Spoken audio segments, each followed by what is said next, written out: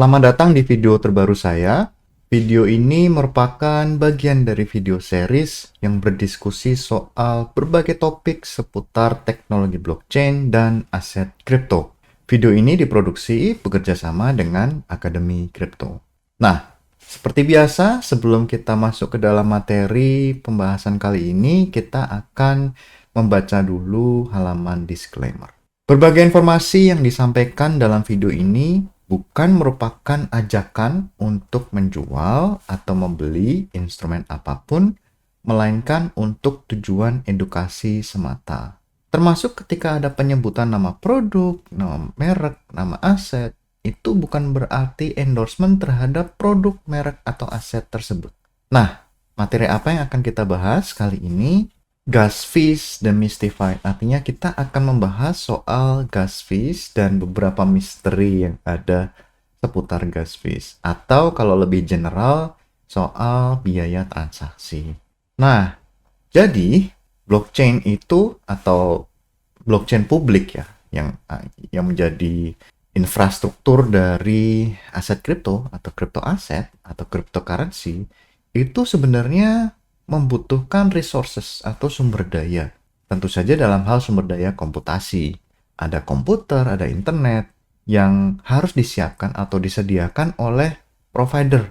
Jadi tentu saja infrastruktur ini sebenarnya infrastrukturnya itu masif. Tetapi memang ada beberapa komponen yang dipakai untuk menutupi biaya ini. Misalnya ada insentif dari sistem atau dari protokol supaya para miner ini atau para mereka yang berpartisipasi ini masih mau berpartisipasi. Artinya usaha mereka itu menghasilkan keuntungan secara finansial. Akan tetapi mereka yang menggunakan aset kripto itu juga diharuskan berpartisipasi untuk berkontribusi terhadap biaya-biaya yang keluar atas infrastruktur yang tersedia. Gitu ya. Jadi meskipun blockchain itu publik, tapi bukan berarti penggunaannya itu gratis. Bukan berarti mereka-mereka yang menyediakan itu tidak membutuhkan biaya.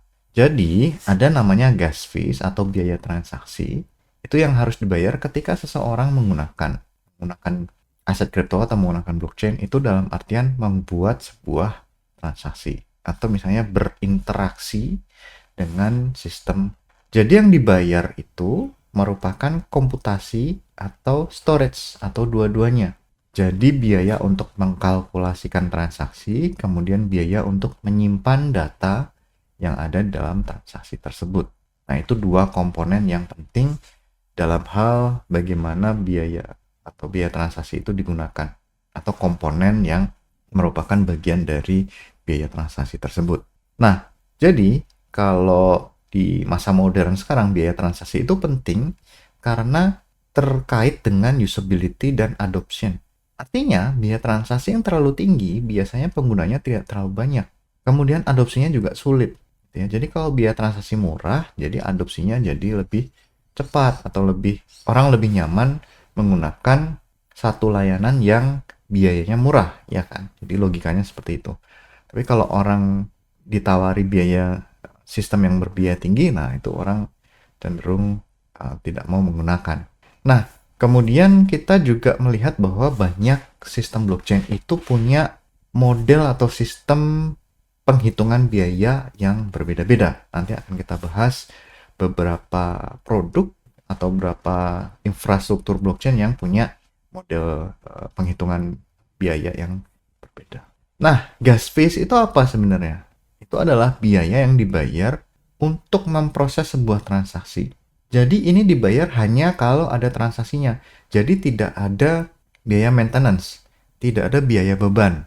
Jadi dulu kalau misalnya kalau Anda pernah berlangganan telepon, itu Anda akan dikenai biaya beban, artinya mau dipakai atau tidak dipakai itu masih dikenai biaya untuk tetap mendapatkan sambungan telepon tadi, gitu ya. Jadi kalau di cryptocurrency atau di blockchain publik itu tidak ada halnya biaya beban.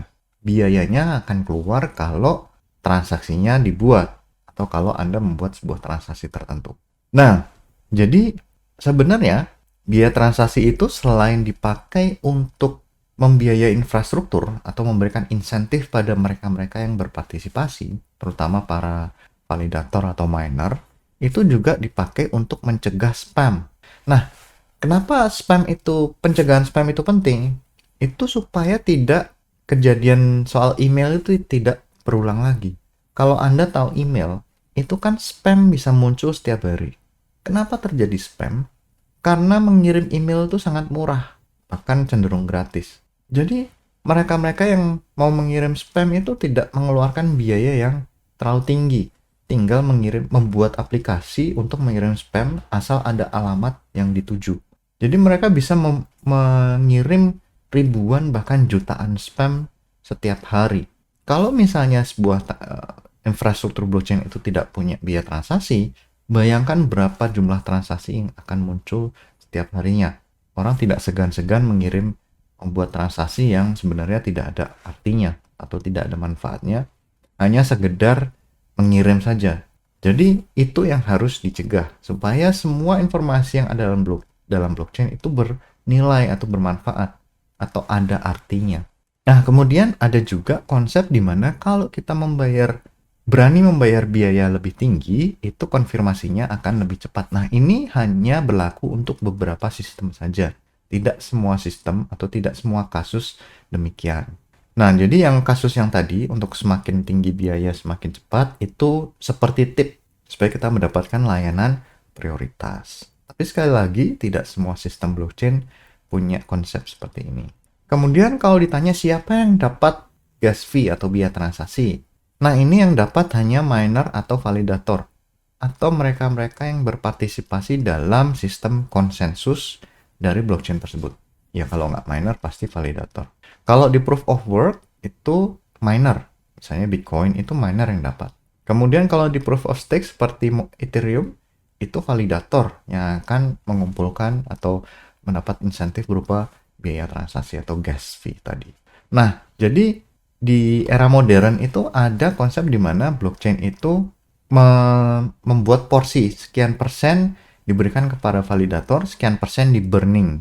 Tujuannya apa? Ini misalnya untuk yang di Ethereum itu tujuannya adalah untuk mengontrol supply dari Ethereum. Karena kalau setiap blok diciptakan itu akan muncul koin baru, sementara untuk mengurangi supply itu mereka akan burning transaksi atau gas fee atau biaya transaksi sekian persen dari biaya transaksi. Nah, kemudian ada fluktuasi dari gas fee. Jadi kalau kita kembali lagi di dalam sistem blockchain itu kan space atau kapasitas pemrosesan blockchain, terutama misalnya untuk Bitcoin, Ethereum, itu memang terbatas. Misalnya di Bitcoin hanya kira-kira 7 transaksi per detik. Kalau Ethereum sekitar 15 sampai 25 transaksi per detik. Jadi memang kapasitasnya terbatas.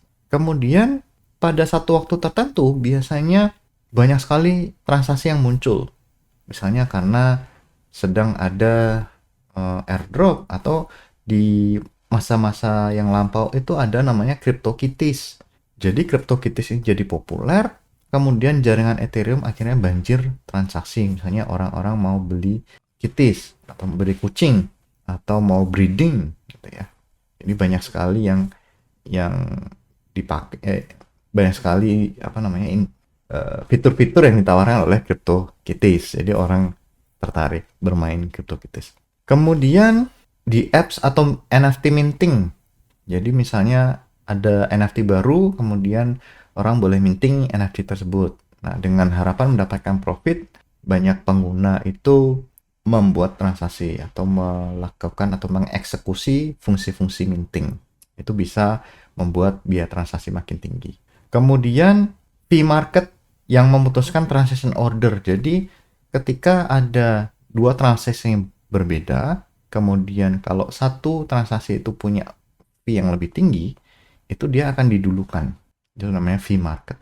Nah, kita akan bahas lebih detail atau lebih rinci soal Ethereum. Jadi kalau di Ethereum itu yang pertama kali muncul istilah gas itu di Ethereum. Jadi gas itu merupakan ukuran dari pekerjaan. Misalnya CPU time. Jadi dia dihitung dari CPU time atau beban kerja dari sebuah CPU. atau beban atau berapa storage yang akan dipakai untuk menyimpan sebuah data. Nah, itu gas. Kemudian kalau kita mau membuat transaksi, kita bisa menyeting gas limit dan gas price. Gas limit itu apa? Gas limit itu adalah maksimal jumlah gas yang bersedia dibayar pada saat sebuah transaksi tersebut dieksekusi. Kenapa? Karena sebenarnya kita tidak tahu berapa sih biaya akhir dari transaksi tersebut. Kalau misalnya kita berangkat dari Jakarta ke Surabaya, kan misalnya kita sudah estimasikan dia akan mengeluarkan gas bensin senilai 1 juta. Tetapi kan kita tidak bisa betul-betul memprediksi sebenarnya nilai atau pengeluarannya akan jadi 990.000. Tidak tahu sebenarnya. Bisa jadi nanti akan jadi 1.100.000 pengeluarannya gas atau pengeluaran bensin. Atau bisa jadi sampai hanya 800.000. Jadi kita tidak tahu berapa total pengeluaran untuk bensin sampai kita sampai ke tujuan. Setelah semuanya dilalui baru kita tahu, oh hanya menghabiskan 800.000 rupiah. Nah demikian juga dengan gas limit. Kita menyeting maksimal gas berapa. Kemudian gas price, kita bisa menyeting kita itu mau bayar setiap gas itu harganya berapa. Kemudian kalau dihitung berapa sih biaya transaksi aslinya, itu formulanya adalah berapa gas yang dipakai dikali gas price. Gas price adalah tadi nilai yang kita tentukan sendiri. Kemudian ada muncul namanya EIP 1559. Ini adalah konsep baru di mana ada base fee dan tip system. Nah, tadi dua-dua ini adalah komponen dari biaya transaksi. Tapi dipecah, yang base fee dibakar, di burning, kemudian tipnya ke validator. Nah, contohnya ini, kalau kita mau mengirim Ethereum, itu kalau sederhana, pengiriman Ethereum biasa itu butuh 21.000 gas.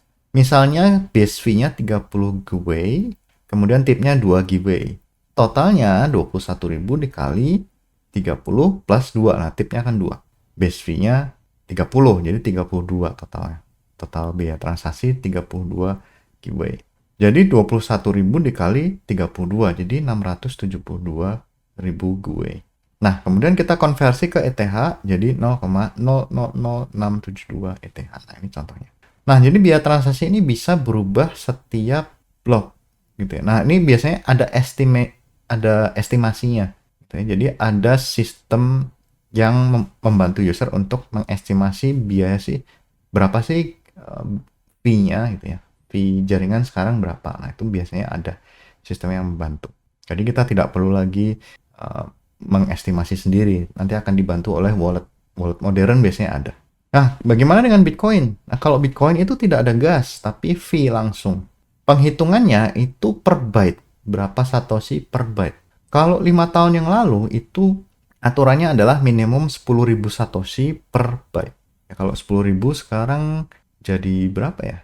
150.000 mungkin ya. Jadi sekarang kurang dari 10.000 satoshi jelas. Kalau dulu ketika Bitcoin masih murah, masih 10.000 satoshi minimal.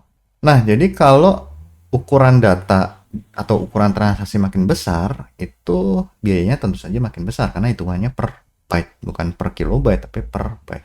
Jadi kalau di Bitcoin tidak ada smart contract, tetapi ada script, gitu ya. Ada script sebenarnya, tapi hitungannya bukan berapa tingkat kesulitan scripting, tetapi ukurannya per byte atau ukuran transaksi.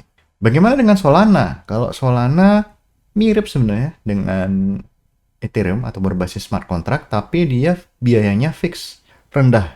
Jadi biayanya rendah, sangat rendah. Jadi ada micro fees untuk setiap instruction.